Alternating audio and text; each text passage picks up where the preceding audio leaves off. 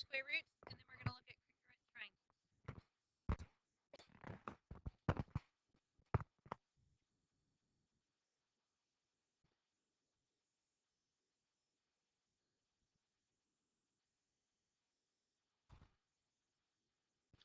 So the quotient theorem, if you have a and b are real numbers, the square root of a divided by b is the same thing as the square root of a divided by the square root of b.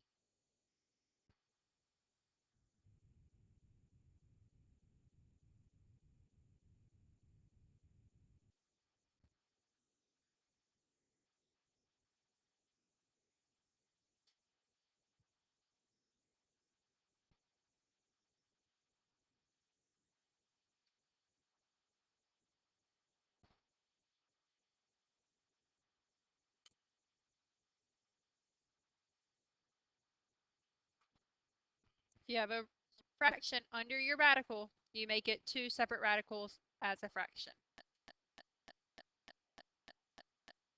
Do it? Correct. It will not work. They both have to be positive.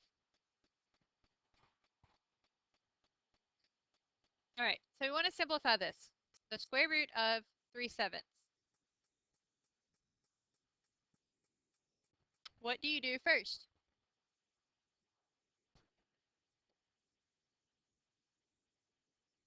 We learned last week that we can't leave square roots in our denominator. Do you remember what it's called that we have to do? Yep. Say it. Rationalize it. How do you rationalize this? The square root of 7 over the square root of 7. Does that make sense? So in our numerator, what do we get? Square root of 21 over the square root of 49. What is the square root of 49? So we have the square root of 21 over 7. That's your answer. Does that make sense? Any questions? Because 3 times 7.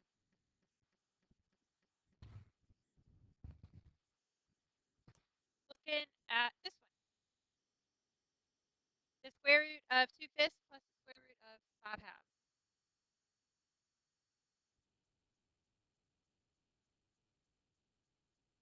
If you can, yeah, go ahead.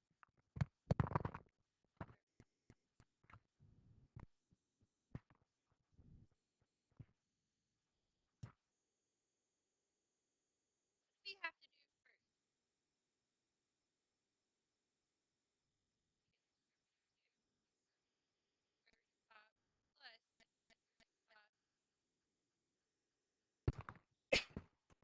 We need to get rid of what? Not just the denominator that has a square root, okay? We're going to multiply it by the square root of 5 over the square root of 5. The square root of 10 over the square root of 25. Does that make sense? So when we multiply the second square root of 2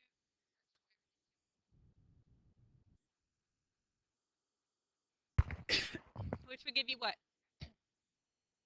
Square root of 10 over, what is the square root of 4? Does that make sense? You see how that works so far?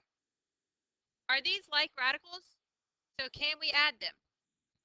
Well, we are, but what do we need to do? What denominator are we going to want to use? Okay, what do you have to multiply 5 by to make it a 10? What number is right here? No, there is a number. 1. So 1 times 2 is 2. Does that make sense? What do you have to multiply 2 by to get it to become a 10? What's the number here?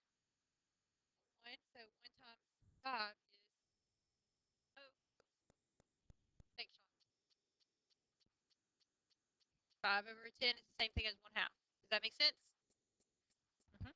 It becomes 7 squared roots of 10 over 10.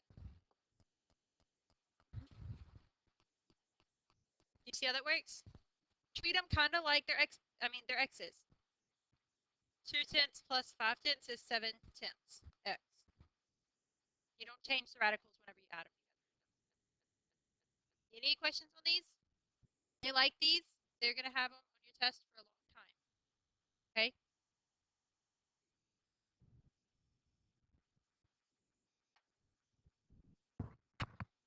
What's different about this problem compared to the last one? A number on the outside. You still treat it the same way.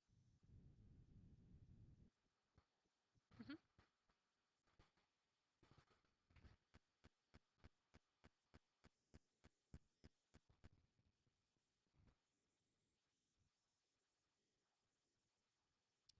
Correct. Correct.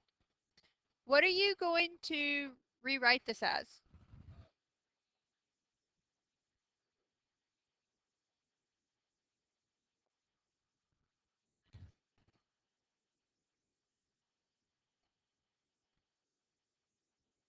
Do you agree?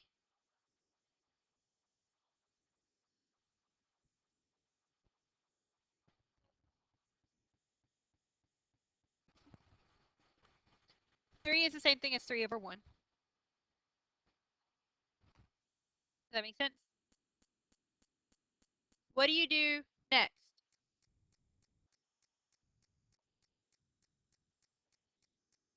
So we would get 3 square roots of 21 over 7. Does that make sense? What are we going to multiply the second one by? So minus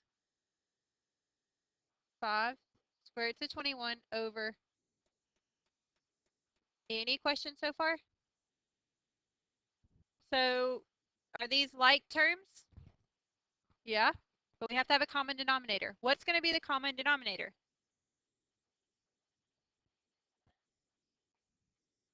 If the radicals weren't the same, you would leave them separate. What is this 3 going to become? Yeah. What is the 5 going to become?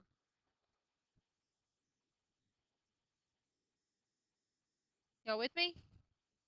So what do we have?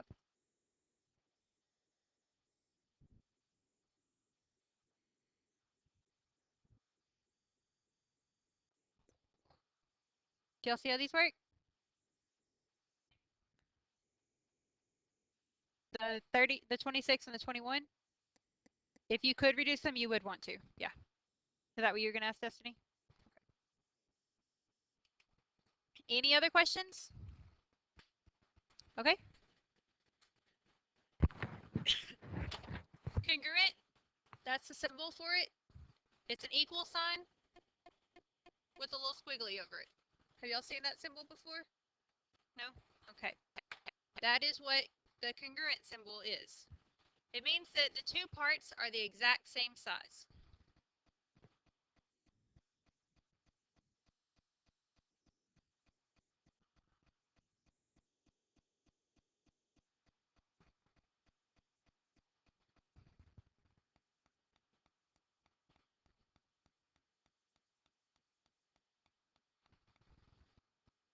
It says triangle ABC is congruent to triangle DEF.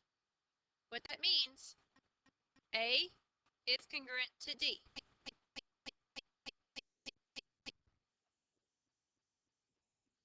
What would B be congruent to? E. What would C be congruent to? F. Does that make sense?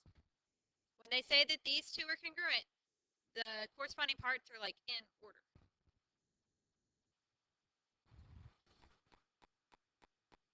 Also means that AB is congruent to DE.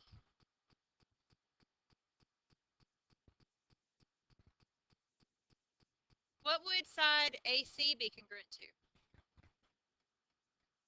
And then BC is congruent to EF. Does that make sense?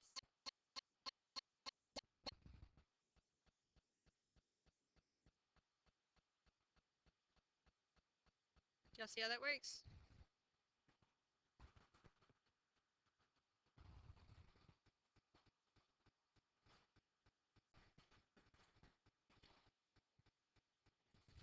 CPCTC, the C, the P, the C, the T, and the C. That's where the letters come from. Corresponding parts of congruent triangles are congruent.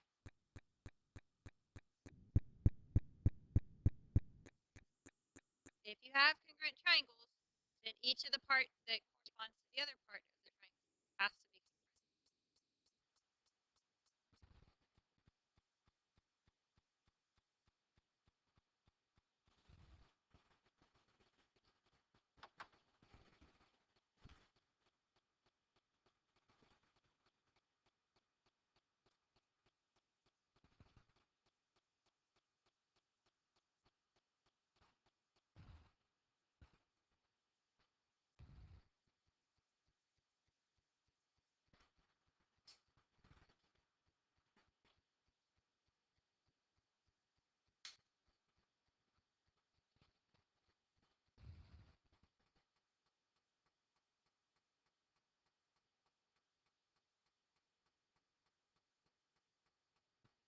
The two triangles are congruent.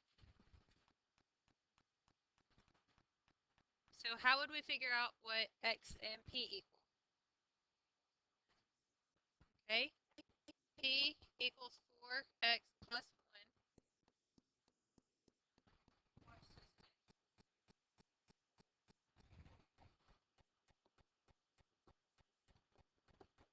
Do you agree with that? So what would X equal? 6X would equal 6, and X would equal what? Does that make sense? 2 plus 4.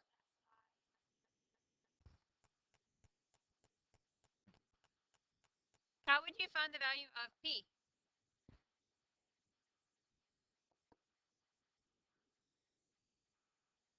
Does that make sense?